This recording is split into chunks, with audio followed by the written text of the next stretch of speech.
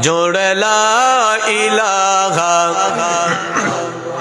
ভাইজান বহু দূরে মদিনা আমরা কেমনে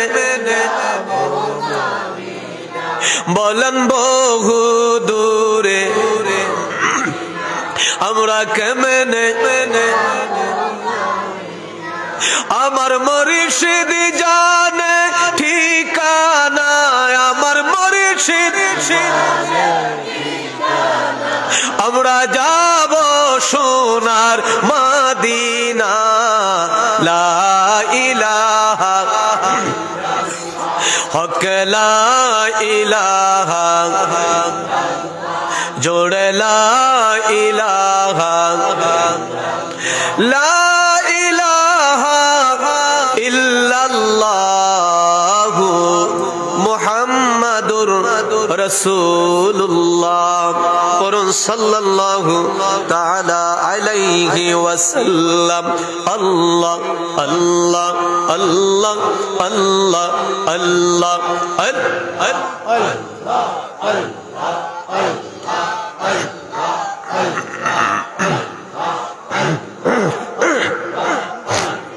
মারহাবা আল্লাহ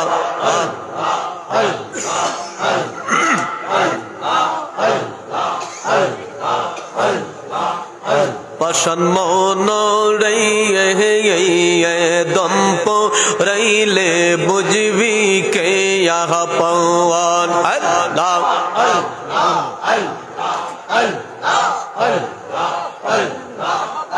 যুবক ভাইও রে দম্প রইলে বুঝবি কে ইহা পাওয়ান আল্লাহ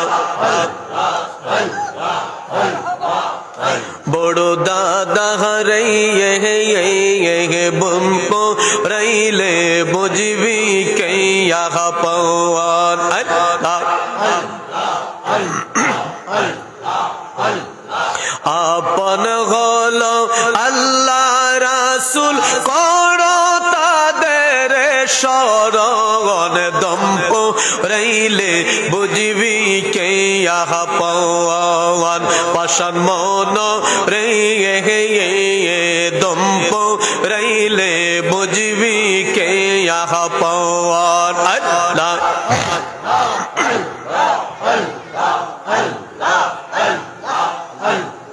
যাহারা তোমার অতি আপন তারাই তোমায় পড়াবে কাপন যাহারা তোমার অতি আপন তারাই তোমায় পড়াবে কাপন মাটির নিচে করিবে দাহ পাওয়ান পাশান মন রে দম্প রইলে বুঝবি কে ইহা পাওয়ান আল্লাহ আল্লাহ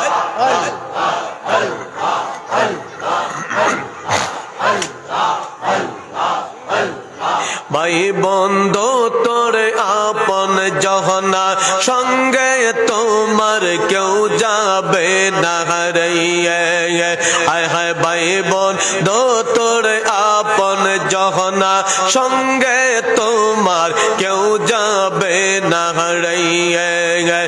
রে দম পহড়াইলে বুঝবি কে ইহা পাওয়ান পাশান মন রে দম্প রইলে বুঝবি কে ইহা পাওয়ান মারহাবা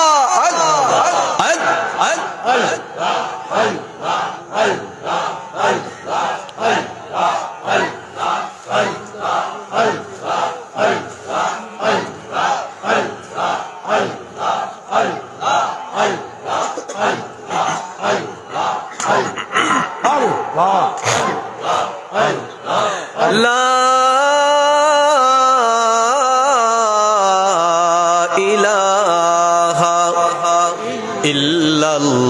ইল্লাল্লাহু মুহাম্মাদুর রাসূলুল্লাহ সাল্লাল্লাহু আলাইহি ওয়াসাল্লাম। উপস্থিত মুআজ্জিজ মুহতারাম অধ্যক্ষের আয়োজিত ঐতিহ্যবাহী নূরপুর পূর্বপাড়া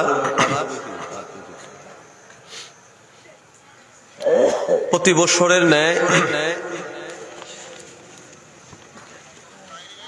আল্লাহ আল্লাহ জিকির এবং নুরুন নবী সাল্লাল্লাহু আলাইহি সাল্লামের এই পৃথিবীতে নুরানি শুভ আগমন উদযাপন উপলক্ষে 3 দিন ব্যাপী 27তম নুরানি মাহফিল। এই মাহফিলের আজকের এই তৃতীয় দিবসের সম্মানিত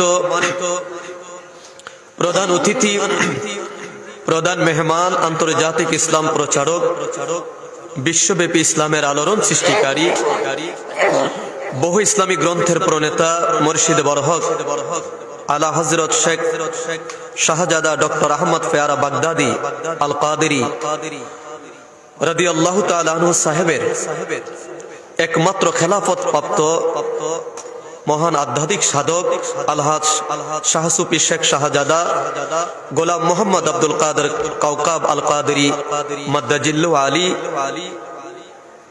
পীর সাহেব শাহপুর দরবার শরীফ কুমিল্লা অদকার মাহফিলের সম্মানিত সভাপতি, উপস্থিত আছেন সম্মানিত আলোচক বৃন্দ, যারা আমার পূর্বে কোরআন হাদিসের আলোকে অত্যন্ত প্রাণবন্ত আলোচনা আপনাদের সম্মুখে উপস্থাপন করলেন।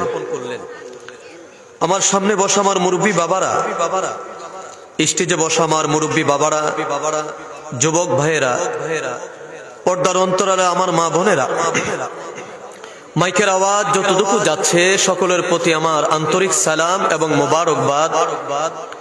আসসালামু আলাইকুম ওয়া রাহমাতুল্লাহি ওয়া বারাকাতুহু।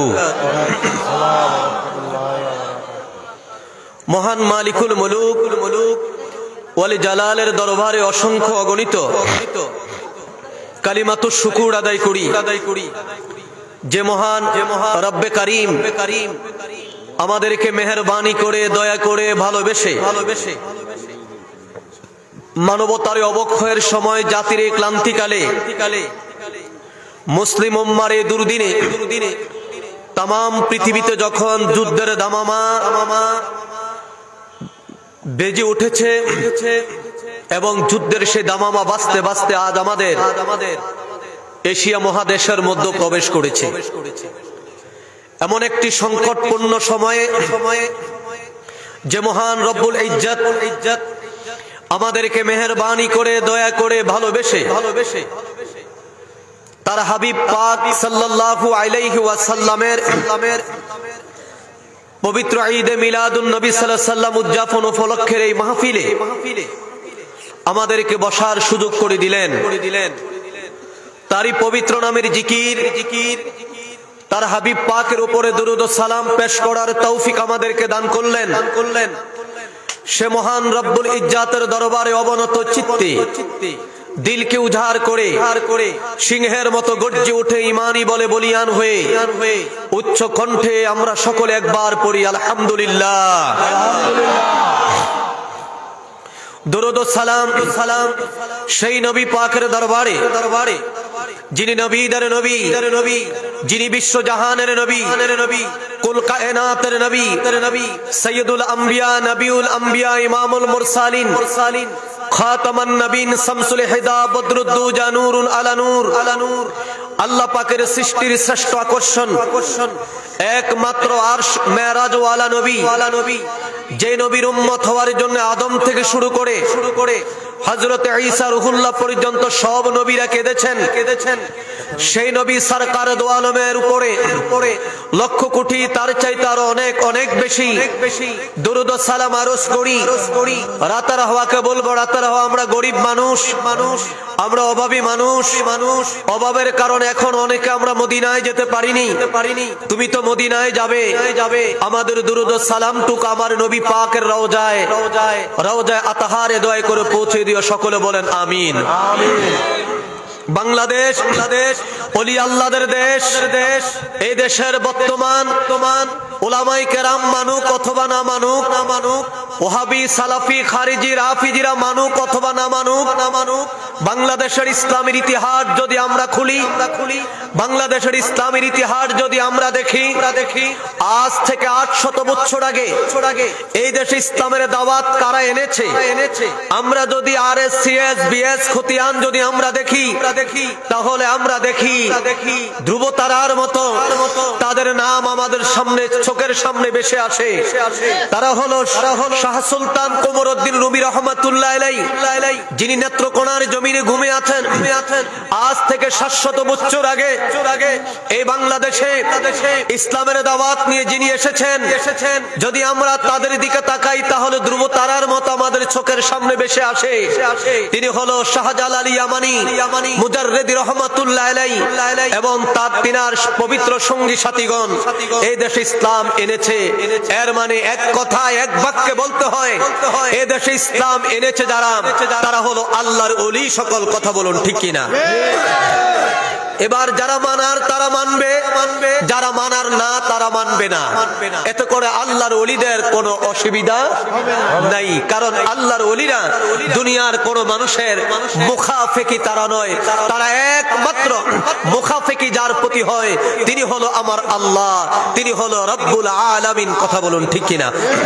তাই আজকে শাহপুর দরবার শরীফ থেকে শুরু করে এনায়েতপুর দরবার শরীফ, বিশ্ব জাকের মঞ্জিল আমার কেবলা জান হুজুর পাক থেকে শুরু করে বাংলাদেশের সকল আউলিয়ায়ে কেরামদের প্রতি সশ্রদ্ধ শ্রদ্ধা এবং ভক্তি এবং কদমবুচি রেখেই আমি আমার আলোচনা শুরু করতে যাচ্ছি।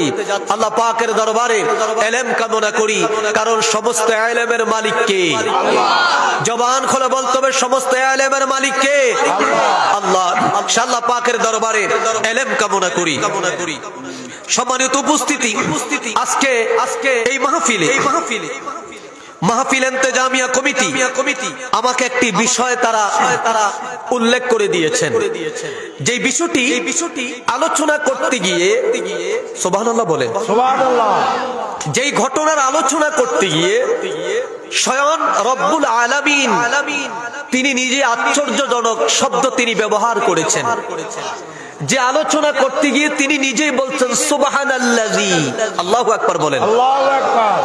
যেখানে স্বয়ং আল্লাহ আলোচনা করতে যে তিনি আশ্চর্যজনক শব্দ ব্যবহার করেছেন, এর মানে এই ঘটনার যে কত ওজন, মারহাবা বলেন না, এই ঘটনা যে কত মহান, এই আলোচনা যে কত সুমহান, এটা স্বয়ং আমার আল্লাহ পাক তার নিজের ভাষায় তিনি আমাদেরকে বুঝিয়ে দিয়েছেন।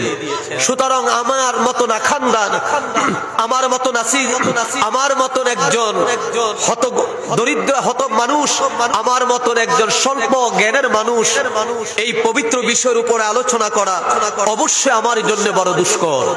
তারপরও যেহেতু ক্ষমতার মালিক আমার আল্লাহ, ইলমের মালিক আমার আল্লাহ, সে আল্লাহর উপর ভরসা করে আমি আলোচনা শুরু করতে চাই।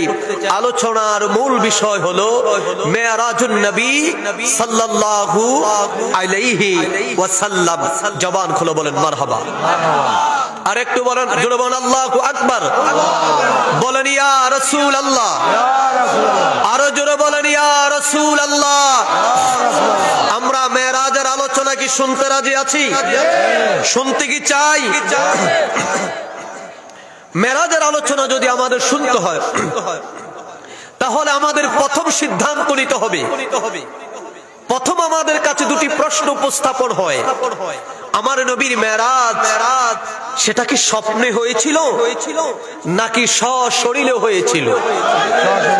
জবান খুলে বলুন, আমরা কোন বিশ্বাস করি, সশরীরে না স্বপ্নে? জবান খুলে বলুন, স্বপ্নে না সশরীরে? পবিত্র দেহ মুবারক নিয়ে আমার নবী মেরাজে গিয়েছেন, আমরা সেটাই বিশ্বাস করি। কথা বলুন ঠিক কিনা? প্রথম প্রশ্ন, নবীর মেরাজ সশরীরে নাকি স্বপ্নে? সশরীরে, এটা আমাদের কথা। কিন্তু আমরা যদি কোরআন এবং হাদিস খুলি, আমরা দেখি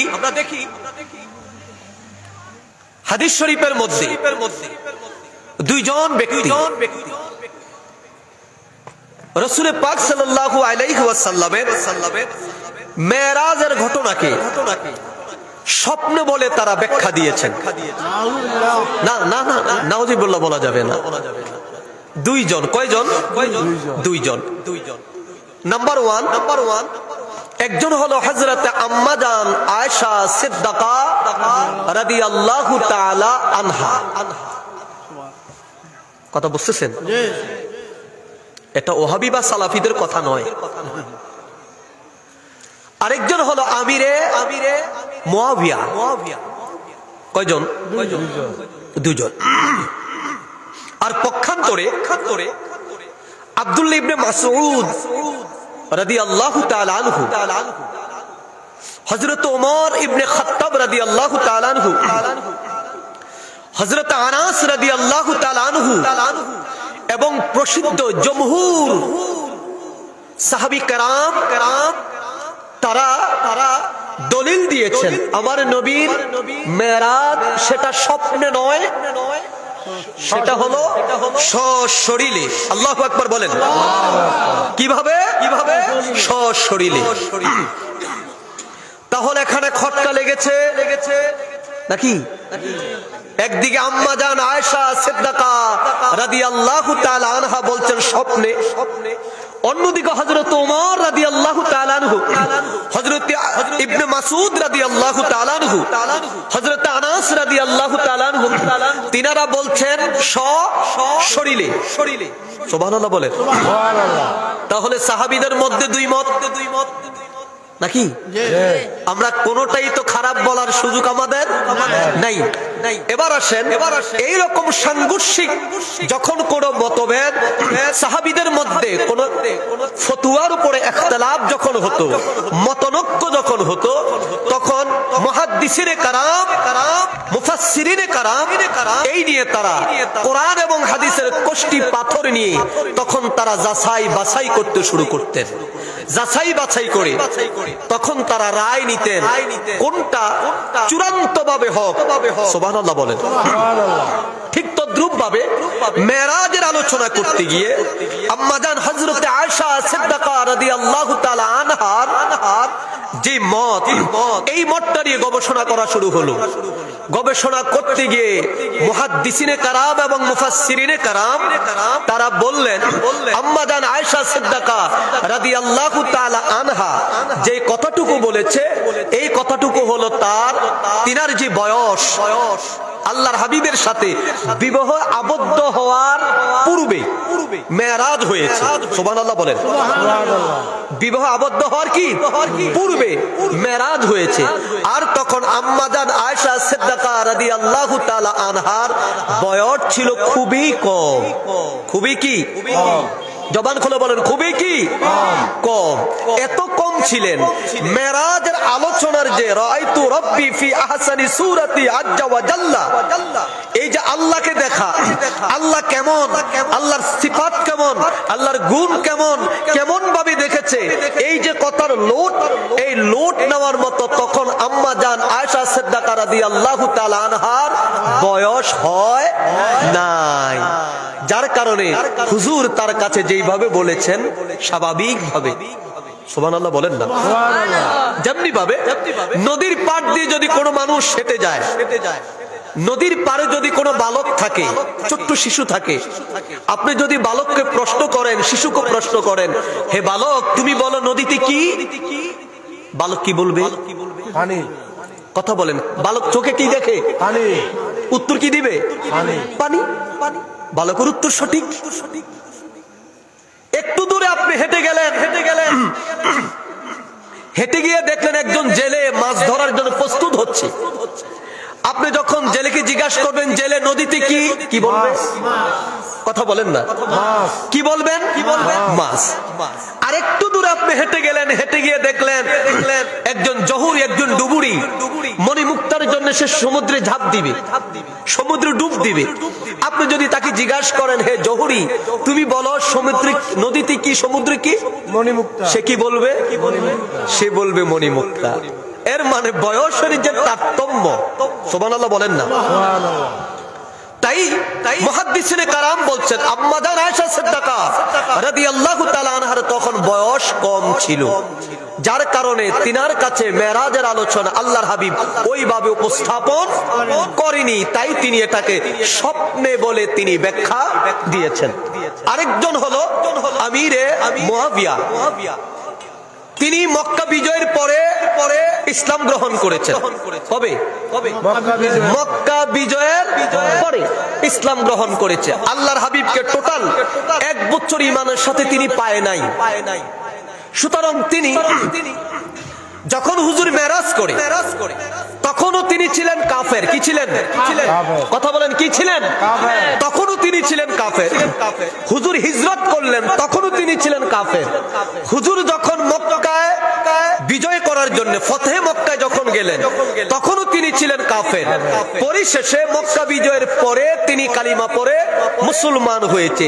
এর মানে যখন তিনি মেরাজের আলোচনা করছেন তখন তিনি একজন নও মুসলিম। কি? নও মুসলিম, নতুন একজন মুসলিম।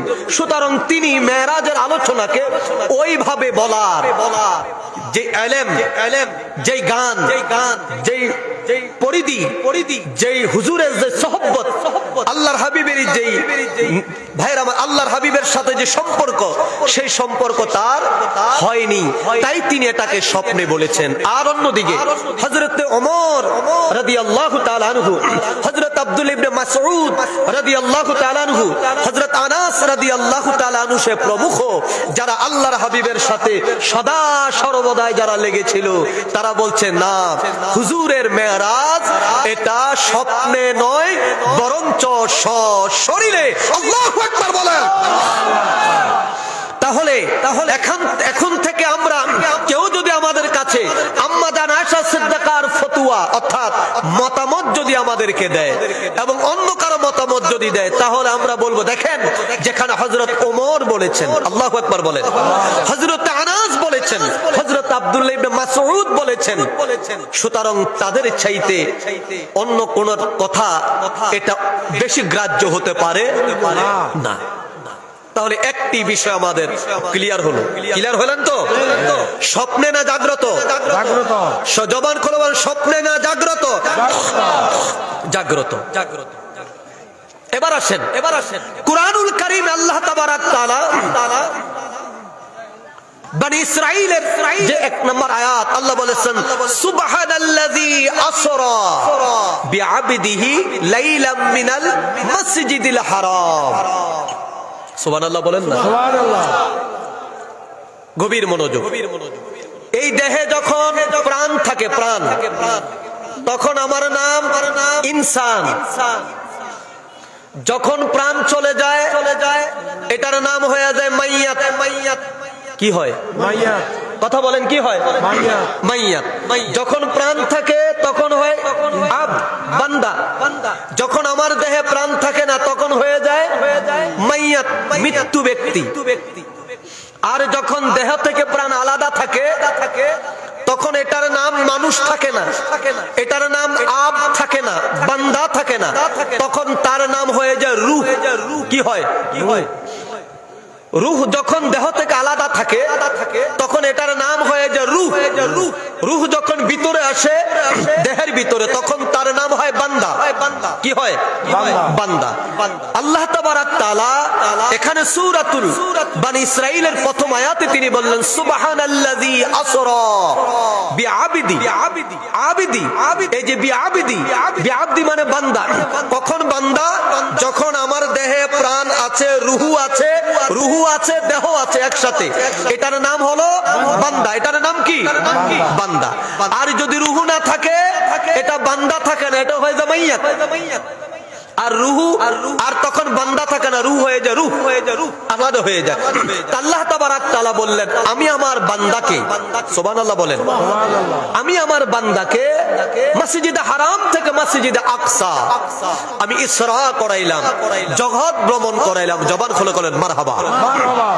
তাহলে কুরআনুল কারীমের আয়াতে কারীমার মধ্যে দেখা যায় আল্লাহ তাবারাক তাআলা স্বপ্নে নয়, হুজুরকে জাগ্রত অবস্থায় সশরীরে তার বান্দা, এর মানে আমার রাসূলকে তিনি মেরাজে নিয়েছেন। জবান খুলে বলেন মারহাবা।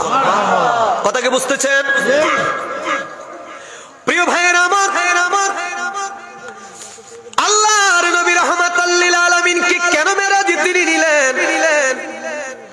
শুধু বনি ইসরাইলের সূরা বনি ইসরাইলের প্রথম আয়াতের আলোচনা করলে মেরাজের আলোচনা আপনারা কিছুই বুঝবেন না। আমি না খান্দা যদি মেরাজের আলোচনা এখন থেকে শুরু করি, আগামীকাল এই সময় পর্যন্ত যদি চালিয়ে যাই, আমার নবী রাহমাতাল লিল আলামিনের মেরাজের আলোচনা শেষ করা যাবে না। আল্লাহ রাব্বুল আলামিন আমার নবীর কেন মেরাজে তিনি নিলেন? বন্ধুরা আমার, বাবার আমার, তিনটি ঘটনার প্রেক্ষিতে আল্লাহ তাবারাক তাআলা আমার নবী রাহমাতাল লিল আলামিনকে মেরাজে তিনি নিলেন। নাম্বার 1, একটি ঘটনা হলো শিহাবে আবি তালিব। আল্লাহ নবী রাহমাতাল লিল আলামিনকে যখন মক্কার কাফিররা সামাজিকভাবে যখন বয়কট করে ফেললেন, সমাজ থেকে আমার নবী রাহমাতাল লিল আলামিনকে যখন আলাদা করে দিলেন, সমাজ থেকে আমার নবীকে বাদ দিয়ে দিলেন, শুধু নবীকে নয়, আল্লাহর নবী রাহমাতাল লিল আলামিনের অনুসারী যারা ছিল, যত সাহাবী ছিল, সব সাহাবীদেরকে শিহাবে আবি তালিবের মধ্যে পাঠিয়ে দেওয়া হলো। আহারে, আল্লাহর নবীর সাথে কথাবার্তা বলা যাবে না, মক্কার লোকেরা আমার নবীর সাথে লেনদেন করতে পারে না, আমার নবীর সাহাবীরা বেচা কিনা করতে পারে না, খাবার তারা পায় না, যাহা কিছু তাদের কাছে খাবার ছিল সব খাবারগুলো শেষ হয়ে গেল, আর নবীর সাহাবীদের কাছে কোনো খাবার নাই, আল্লাহর নবী রাহমাতাল লিল আলামিনের কাছে কোনো খাবার নাই, খাবারের মতো কোনো ব্যবস্থাই তাদের কাছে নাই। হাদিস শরীফে দেখলাম আল্লাহর নবী রাহমাতাল লিল আলামিনের সাহাবী কেরাম গাছের পাতা লতা তারা খেয়ে তাদের জীবন যাপন করতে তারা শুরু করলো। আমার প্রিয় ভাইয়েরা, আল্লাহর নবী রাহমাতাল লিল আলামিনের উপরে একটার পর একটা অপবাদ, একভাবে না একভাবে আল্লাহর নবী রাহমাতাল লিল আলামিনকে দাবিয়ে রাখার জন্য অপচেষ্টা তারা করতে শুরু করলেন। মদিনা মক্কায় নবীজি প্রবেশ করতে পারে না, শিহাবে আবি তালিবে আল্লাহর নবীকে বন্দী করে রাখা হলো, আটকে রাখা হলো, আবদ্ধ করে রাখা হলো। আল্লাহর নবী রাহমাতাল লিল আলামিন যখন এই অবস্থা তিনি দেখলেন, হুজুর বড় চিন্তিত হলেন। নবীজির দুঃখ শোনার কেউ নাই, নবীর আপনজন বলতে কেউ নাই, নবীজি যেই দিকে যায় শুধু দুঃখ আর দুঃখ, ব্যথা আর ব্যথা, আল্লাহর নবী আর ব্যথা সইতে পারে না। শিহাবে আবি তালিবে আল্লাহর নবী রাহমাতাল লিল আলামিন কাঁদতে কাঁদতে তিনি ঘুমিয়ে যায়। ঘুমের মধ্যে আল্লাহ রাব্বুল আলামিন তার হাবিব আপনার নবী আমার নবী রাহমাতাল লিল আলামিনকে স্বপ্নের মধ্যে তিনি ডাক দিয়ে বলে, হাবিব আমার, ও বন্ধু আমার, মক্কার কাফেররা যে চুক্তিনামা করে আপনাকে সমাজ থেকে বয়কট করেছে, আপনার সাহাবীদেরকে সমাজ থেকে বয়কট করেছে, হাবিব আমার, আমি আপনার কাছে গোপন একটা তথ্য জানিয়ে দেই, যেই বিধিবিধান করে যেই চুক্তিনামা করে আপনার মক্কা থেকে তাড়িয়ে দেওয়া হলো, এ হাবিব আপনি তাদেরকে জানিয়ে দেন, তাদের সেই চুক্তিনামা এখন আর অক্ষুণ্ণ নাই, তাদের চুক্তিনামা আমি আল্লাহর পাঠানো ক্ষুদ্র একটি সেনাবাহিনী যার নাম হলো উইফোকা। আল্লাহু আকবার বলেন না, কি নাম? উইফোকা। বলছে হাবিব, ওই যে মক্কার লোকেরা কাফেরেরা, আবু জাহেল, উতবা, শাইবা, আবু সুফিয়ান, আবু লাহাব আপনার বিরুদ্ধে একটি পরোয়ানা জারি করে রেখেছে খানে কাবার ভিতরে, সেটা আমি আল্লাহ উইফোকা পাঠিয়ে দিয়েছি, উইফোকা পাঠাইয়া ওইটা নষ্ট করে ফেলেছে। সুবহানাল্লাহ। আর একটু জোরে বলেন না, কি পোকা? উইফোকা। হাবিব আপনি তাদেরকে বলেন তাদের সে চুক্তিনামা নেই, যেহেতু তাদের চুক্তিনামা নষ্ট হয়ে গেছে, সেহেতু আপনাকে আর শিহাবে আবি তালিবে আটকে রাখার তাদের কোনো অধিকার।